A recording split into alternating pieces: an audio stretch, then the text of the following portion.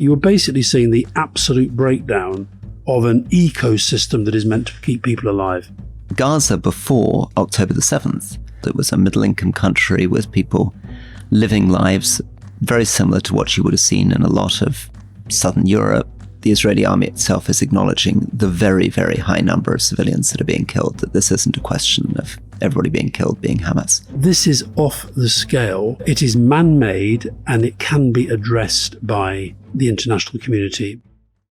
The Rest is Politics is powered by Fuse Energy, and Fuse are now offering £20 credit and free Trip Plus membership if you switch to a fixed tariff before the end of August. They've listened carefully to their customers, and the number one request was gas tariffs. So now at last you can switch both your gas and electricity to Fuse.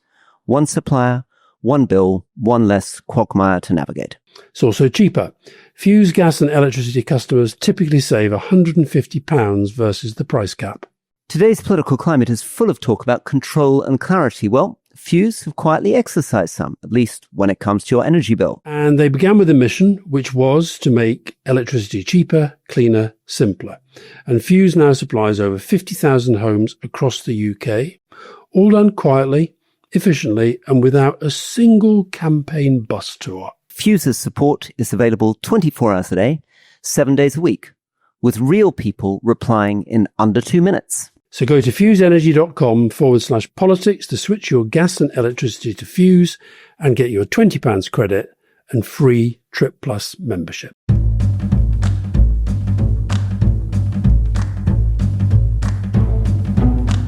Welcome to the Rest is Politics Question Time with me, Rory Stewart. And with me, Alastair Campbell. And Rory, I think that must be the first time in a long time that we got through a main episode without talking about Trump or Israel. We're going to do both in question time. Let's start with Trump. John Nixon, Trip Plus member from Malvern. If it's true that Trump is sending the military into blue states, Democrat states like Illinois, is it also conceivable that he plans to incite such civil disobedience that he can claim a national crisis, cancel the midterms on the basis of preventing civil war, and repeat for the 2028 election? We've got a lot of questions on this sort of theme.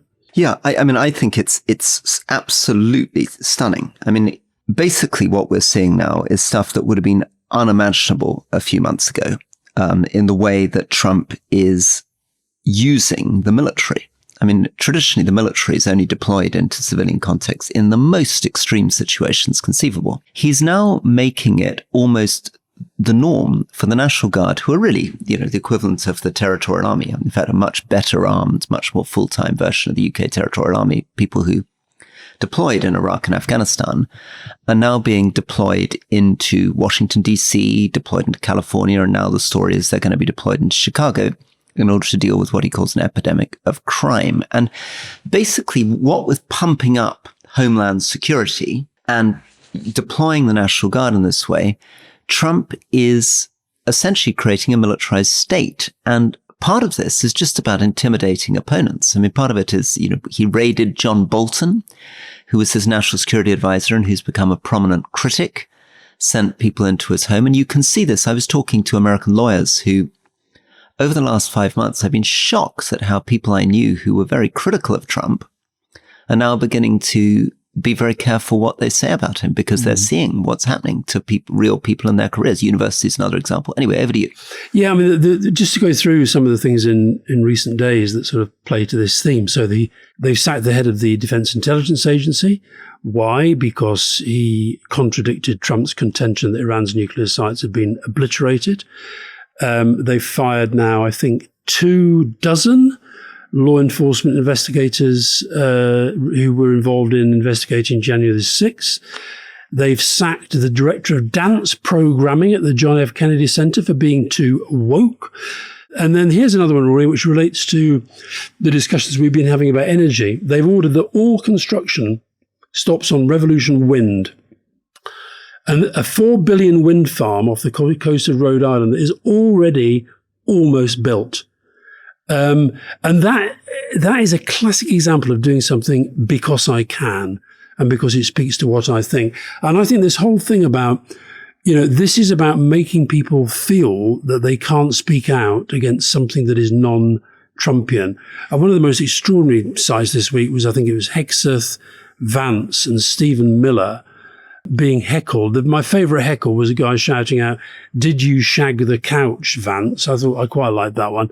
But Miller, I mean, the guy is just, he's not even a kind of politician. He's an advisor. It would have been like me when I was working in Number 10, standing up and in his case, saying that we've got all these 90-year-old hippies protesting against what we're doing. They don't belong here. These were people who were protesting against the National Guard stuff in Washington. So I think it's very hard to say these are not, well, they're more than creeping signs of authoritarianism. They are very powerful signs of authoritarianism. Well, John Nixon's question on whether he might cancel the midterms on the basis of preventing civil war, I think it's very worth thinking now about all the different ways in which Trump can play with the midterms and use intimidation and the military to do that. So he could say, unfortunately, we can't hold elections in these strong democratic voting states because there's too much of a crime wave. He could say he could refuse to certify. I mean, of course, the majority of his team still insist he won the 2020 elections. But I think what he's proving is this line that Bannon produces again and again, which is, we're not afraid, we'll do anything. And we sense that our opponents are afraid. Great speech. There's just a shout out before we move on to the next question to Pritzker, the governor of Illinois. I don't know whether you caught his I did, yeah. Incredible response. But the bit that struck me most, which I think you'd like, is to the members of the press who are assembled here today and listening across the country, I'm asking for your courage to tell it like it is. This is not a time to pretend here that there are two sides to this story. This is not a time to fall back into the reflexive crouch that I so often see, where the authoritarian creep by this administration is ignored in favor of some horse race piece on who will be helped politically by the president's actions.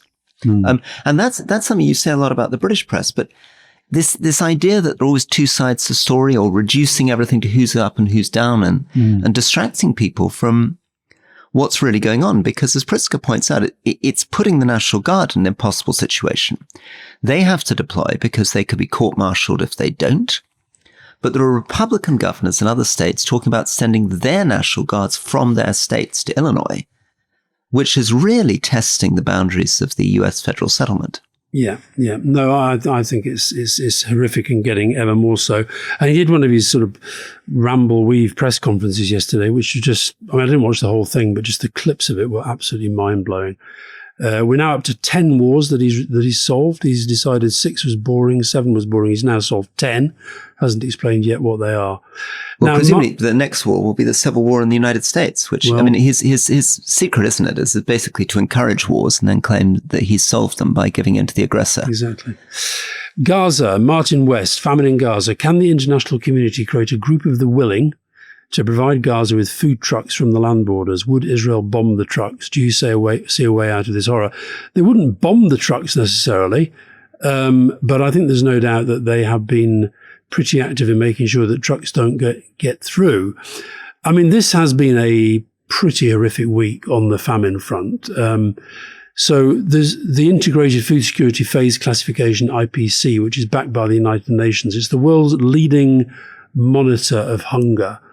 And they have these 3 key indicators, and you have to meet 2 of them for them to say that famine is taking place. Starvation. At least 1 in 5 households facing extreme shortage in food. Malnutrition. Roughly 1 in 3 children or more acutely malnourished. Mortality. At least 2 in every 10,000 people dying daily because of outright starvation or the combination of malnutrition and disease. So they have decided that is happening. The UN Human Rights Chief Volker Turk has reminded us that it's a war crime to use starvation as a method of warfare. And yet, of course, the Israeli line remains that this is all down to Hamas and it's all down to the failings of the international community and blah, blah, blah. Just a sort of short one on that, as somebody who was a development minister, this IPC classification is a very, very serious international process with a lot of international NGOs involved. And usually the IPC is accused of being too cautious. But definitely, if you take it back in the day, when I was the DFID minister, if an official came in and said, an IPC 5 classification, which is the most serious in the world, has been declared in Somalia or South Sudan or Congo or Ethiopia or Yemen. That would be the immediate trigger for the UK government suddenly announcing a massive hundreds of millions of pounds contribution to a big UN fund on dealing with famine. And for that to happen in what's basically a middle-income country, I mean, there's other places I've described as some of the poorest countries in the world, but Gaza before October the 7th was a country with one of the highest literacy rates in the world. It was a middle-income country with people living lives very similar to what you would have seen in a lot of Southern Europe, the Middle East. To trip that into famine is extraordinary. And for the IPC to call it is, as you rightly say, is very extreme. And when you dig into the detail of the reports, I mean, obviously there's a lot of focus on death. There's a lot of focus on pictures of children with their bones sticking out and what have you. But get this, fishing facilities destroyed. 90% of commercial or industrial assets required for any kind of food production destroyed. 62% of the road network destroyed.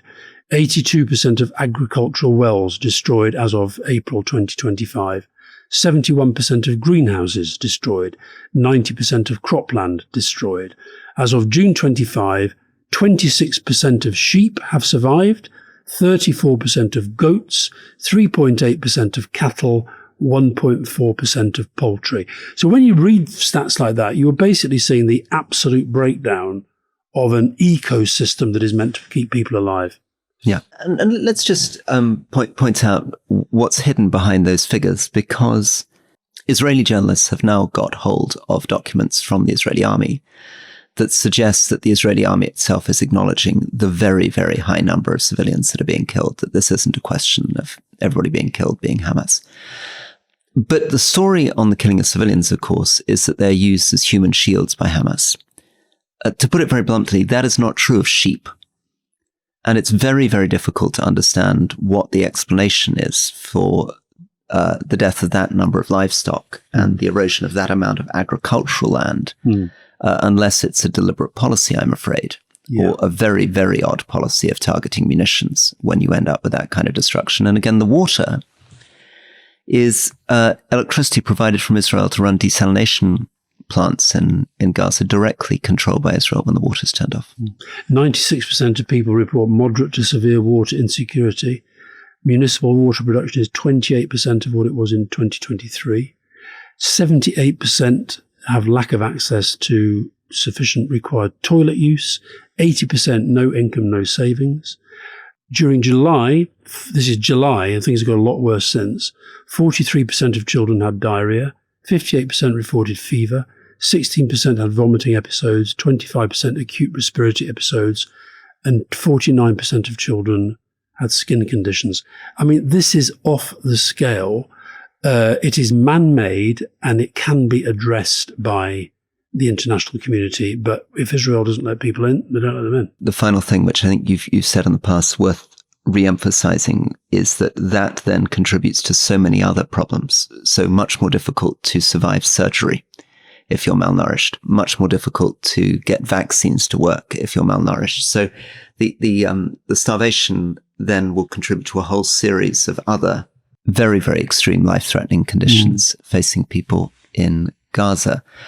Question from Tom McEwen, who is a Trip Plus member from Lymington.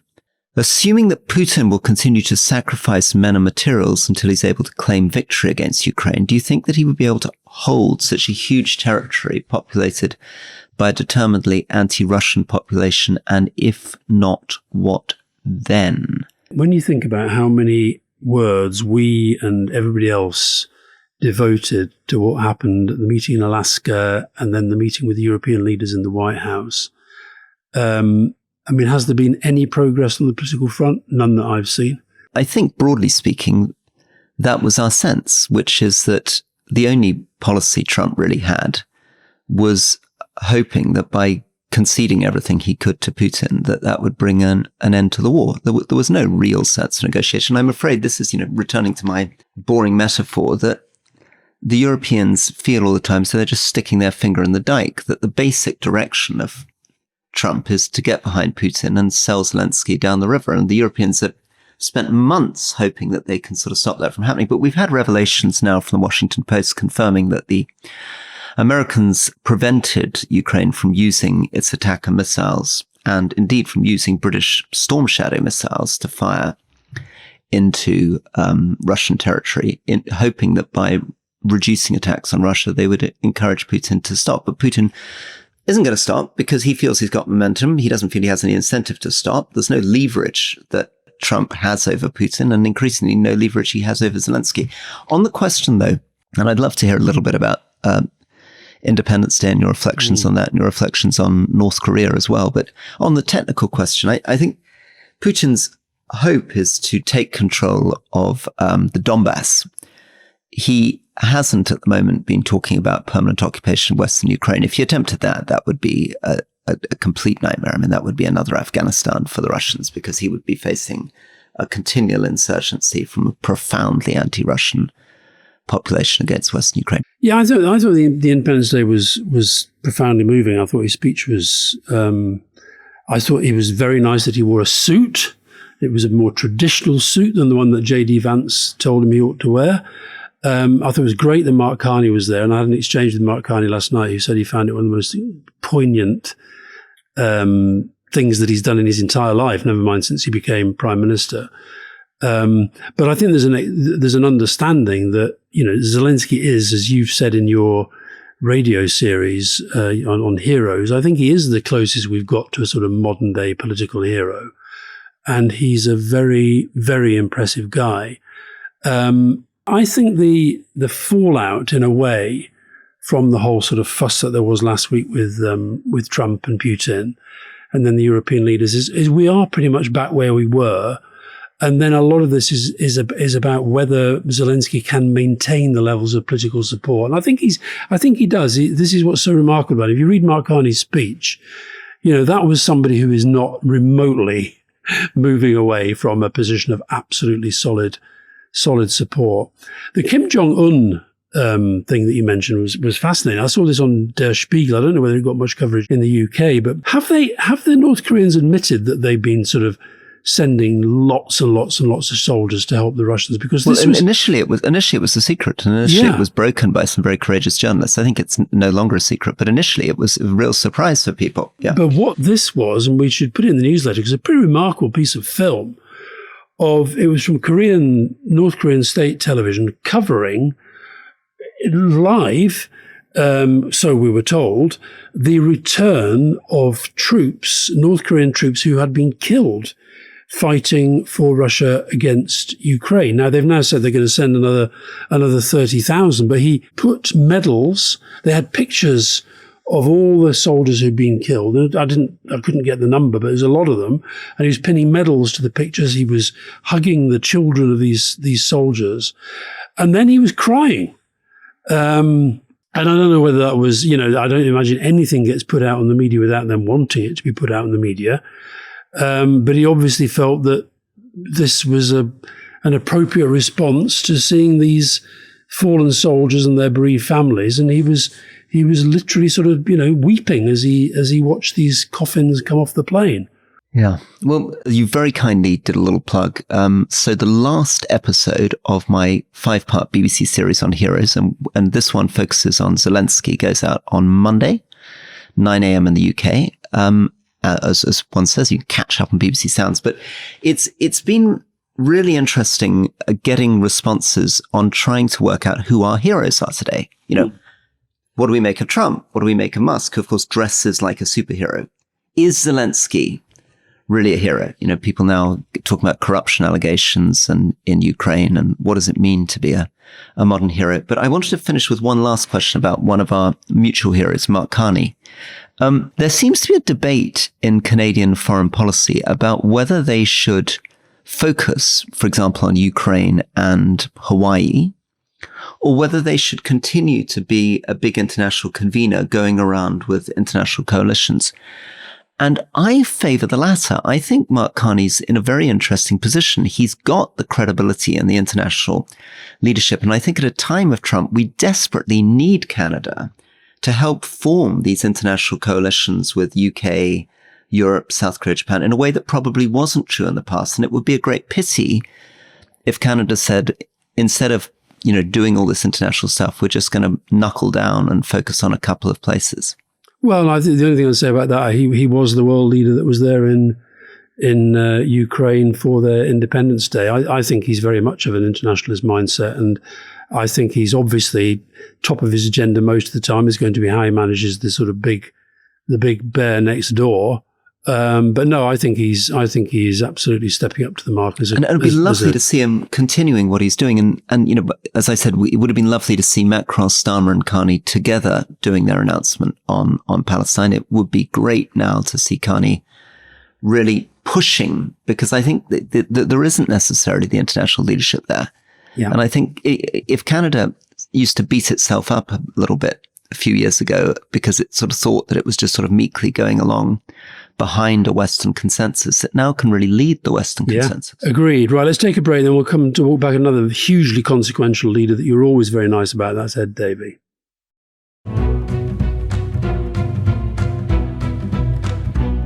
Welcome back to the Rest is Politics Question Time with me, Rory Stewart. And me, Alastair Campbell. This episode is brought to you by Fuse Energy. And we're talking about how global politics has a direct link into the energy that you're using and the cost of that energy inside British homes. Wars and rivalries may feel very remote, but when Russia squeezes pipelines or China tightens supply chains, the ripple effect can be on your heating bill. Yeah, we've had a great question from Kate Maddox from Brighton. Are we just too dependent on imports?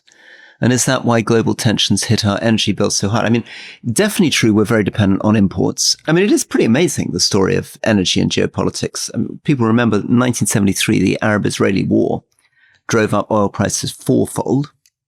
And if you look at the kind of stuff we're talking about on the podcast, it can all push in very different directions. So, for example, if Trump's tariffs go wrong, we could end up with a situation in which global demand drops and the oil price drops.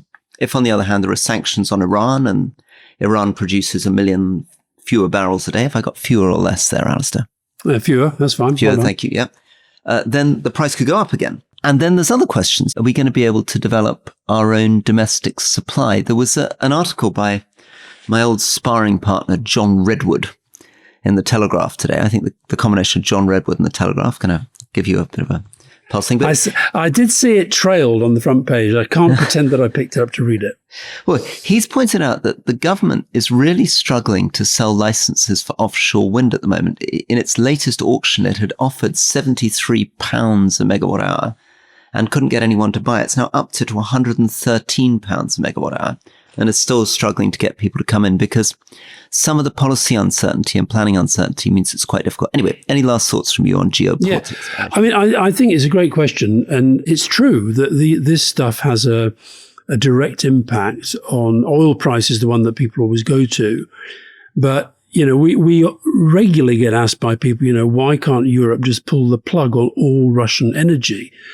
And the honest, straightforward answer is that, we've got to keep the lights on. So this stuff really matters. I think we're going to see it matter more because the conflict between Russia and Ukraine is going to continue to be a factor. We've got rivalry between China and America, which is influencing supply chains and liquid natural gas flows and the energy market. You and I both talk to sort of people who work in these kind of risk assessment places and political consultancies. They now look at energy flows every bit as closely as they look at the politics of a country. So this stuff really, really matters. Because in Britain, we have this very liberalized system, changes in global energy prices hit very, very directly into your bills, so they can fluctuate pretty quickly, which of course brings us back to our sponsor, Fuse Energy. So households can't control what happens on the world stage, but they can choose Fuse. Cheaper tariffs today, with many saving £200. So switch your gas and electricity to Fuse before the winter price hikes. Find out more at fuseenergy.com/politics.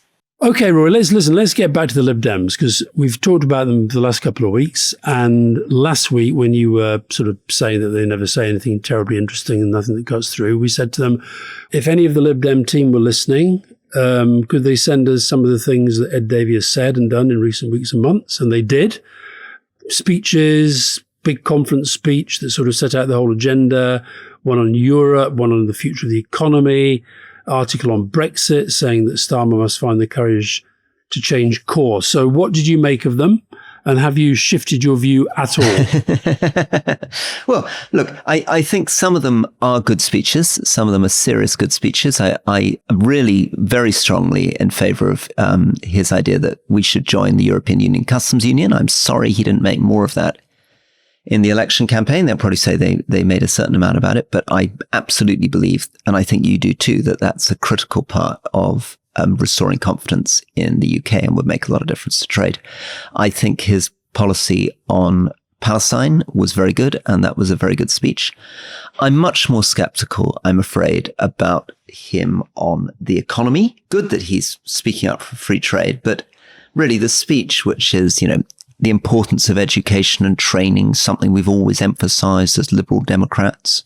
Or another speech, which I'm afraid I sent you, which I'm sorry that I've put on a voice where I'm being mean to him, aren't I? You are, yeah. You've gone for Christian Schmidt yesterday and Ed Davey today. I don't know. So here is. He's got a slight tendency to go for sort of grand rhetoric and then slightly pathetic final sentence. So, because Donald Trump is not only betraying Ukraine, it's not only their sovereignty he's selling out, it's our security, the security of Europe, the security of our United Kingdom, and that is unforgivable. Yeah, but Rory, you read it in a certain way. I could deliver that in a way that you roll and you roll and you roll, and that is unforgivable. Round of applause, round of applause, round of applause. Much better. I thought his, conference speeches are very, very, they're hard gigs. And I thought the conference speech they sent was good. I thought his stuff on Brexit was good. This goes back to a point that we were making yesterday in the main podcast. It is absurd. So yesterday, the BBC News, I got off the plane, I get in the car, I'm having a look at sort of some of the websites where I view. The BBC News, one of the main headlines was, Farage says immigration is a scourge. Tell me the newsworthy value of that. That is something that he said. That's like, so if Ed Davies said, care is very important, would that get covered on the BBC? I don't think so. So I think there is a real problem with the way the media view Farage and the way they view the other parties. They've got 72 MPs. Yes, they could do a better job. I think where they're caught, we talked a little bit about this last week. I think they're caught the whole time between local strategy and national strategy. And maybe they need to find the best single issue that brings those two together. Because as you saw in the speech, he does have a very strong line on Trump. He does have very strong lines on Europe. But is that the thing that's going to bring a national and a local strategy together? It's so interesting because we're plugging the interview with Nicola Sturgeon. And the one time when she really sort of gets cross is when we suggest the Lib Dems to her. She really thinks that's the most kind of shocking idea. And it is something, I'm afraid, that traditionally as a conservative, and most of my Labour colleagues too, we like to grumble about the Lib Dems. There's a hilarious piece for real political geeks. If you read Tim Shipman's account of Sam Gyimah my friend and former conservative, tried to defect to the Lib Dems during the 2019 election. And it was meant to be this big thing. They'd got this conservative minister over and he was joining the Lib Dems and he was going to run. And the description of how the Lib Dem press team managed to destroy that moment is one of the funniest pages you'll ever read in your life. I mean, it begins with them putting Sam Gyimah in a hotel, which he describes as being like something out of The Shining. I mean, kind of peeling walls, kind of craziness. They then try to creep him up through the fire exit and distract by using, I think it's somebody like Guy Verhofstadt or Franz Timmermans to make a speech, which they think is really going to attract the attention of the media while they slip Sam in through the back door. And by the time they've got Sam in, they've missed all the front pages of the newspapers because they've got all the timing out. Just tell me, Alastair, seriously, I mean, why do you think at a time when I believe there is a massive story to be told, I'm afraid Rachel Reeves hasn't got a grip of the welfare budget. I think she's going to be in real trouble with the next budget. They haven't managed to deal with the criminal gangs on boats. There's a real story about not getting the growth that we want.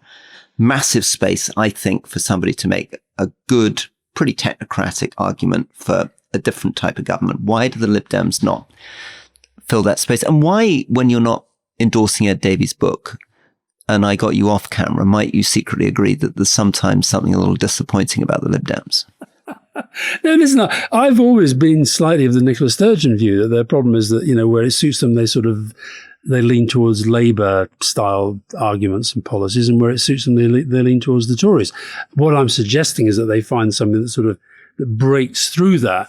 No, it's not that I voted Lib Dem once, and that was a protest vote. And I'm not a natural Lib Dem at all, as Nick Clegg and Miriam regularly tell me, because they say, you're not really liberal, is their view of me. So, but I honestly do think, I think this media point is a fair one. If I were them, I'd make far more complaints about the way that our media culture has developed and the way that our media landscape is. I'll read you the message that I got from one of their team. He said, I know I've got a vested interest in making excuse for us not cutting through, but at a time when the far right control one of the biggest social media platforms, the BBC follow around Farage waiting for him to say something mean about immigrants, the Conservatives are great fun for the media and the government is having a bit of a shocker, it's pretty hard to get noticed by saying progressive things, doing okay in opinion polls and doing very well in local elections. That's their complaint. I think they should keep complaining. There's nothing wrong with complaining about the way that our media is. I used to do plenty of that myself. But I think you have to have that bigger message and strategy that's cutting through. And I think that the closest he gets to it really is with the personal story, but that's not enough. You've got to have a policy and an area that you identify with. And I think at the moment they're caught because they're doing Trump, they're doing Gaza, they're doing Europe, and then they've also got all this domestic stuff. Now, if I were them, I'd pick one, max two, and say, right, that is going to be our national story. Okay, well, let's keep coming back to it, because I still think there's something difficult to explain to anybody, really, which is why, when we all feel that it was Jacob's question when he asked on the pod, why is it when we all feel there's a massive gaping hole in the centre of British politics and we all want an alternative to Farage Conservative, and in my case, an alternative to Labour, do the Lib Dems not naturally occur? Yeah, no, it's fair. And it's been a problem since the 1920s. I mean, there is that space, and I don't know what the problem is. Okay, well, we'll come back to it. But thank you for listening, Lib Dems, and thank you for sending us. At least you thought that there was a bit of substance in them. That's quite important. Here's one for you, Rory. Nuala O'Connor. I'd love to understand more about how politicians get their data before making big policy decisions. Having never myself been asked to take part in a government survey, I wonder how representative these really are. It's a big problem. The Office on National Statistics, which is the key to everything, and I guess the two big issues we've been talking about this week are probably immigration and the economy, I guess is where I was with the Lib Dems. We don't have good data. I mean, and when I say that, I mean, it's completely shocking. I mean, some of the government data has had to be removed and rejected something like 7 or 8 different times. And it's a problem in a whole series of ways. There's some very straightforward bits of problem. I mean, one of them is that unlike most countries, you'll notice when you leave Heathrow, you don't go through a passport desk. So people don't actually know how many people are leaving the country. We don't have ID cards, all sorts of stuff. Secondly, I think there are also potentially problems around the UK census and how people respond, how much detail they respond. And there's another issue, which is that Scotland now runs a separate census from England, which causes on a different day, which causes other complications on people moving around. But I think the basic stuff, immigration economics, is the stuff where we really don't know. And we've had to continue revise. I remember Afghans saying to me when the figure was there were 30,000 Afghans in Britain. My Afghan friends were saying it's complete rubbish. We think there's 150,000, 200,000 in London alone. Thirdly, I think as our economy becomes more complicated, I really felt this in Cumbria, that we didn't really know what was going on. It's true in the Orkneys here. If you try to look at the economy of rural Britain particularly, everybody's got multiple jobs, and a lot of these jobs are very difficult to categorize, and nobody actually from the government's going around asking what anyone does. All we've got is sort of basic tax statistics. So you're in a situation where policymakers are making decisions without really knowing what's going on. And that's why I think we see a lot of the problems. You see these situations where the government will say, we're going to put inheritance tax on farmers, and they've done some treasury indication running through their figures. And they've convinced themselves it's going to affect almost nobody. And then the NFU will come out and say, well, this is insane. This affects almost all our members. And the government will say, well, it's not what our figures say. Why is this happening? Well, it's happening because something's gone really badly wrong with statistics. And most of our policy is based on statistics. Final question, Lucy Parker, Stratford-on-Avon. With the lineup for Strictly Come Dancing having now been announced, can either of you dance? Would either of you ever consider going on the show? Well, my answer is no to both. I'm a very, very bad dancer. I've been asked God knows how many times to do it. I read that some bloke who's, quotes, famous, whatever that means in the modern age, for saying bosh a lot and being a friend of Nigel Farage is on this year's Strictly Come Dancing. And is now being endorsed by Dominic Cummings to be the new mayor of London, and met J.D. Vance. There was this very odd meeting which J.D. Vance held in the Cotswolds where he got Dan Kruger along. And is this all part of the BBC's getting with the anti-woke zeitgeist that we have to get somebody who's famous for saying bosh?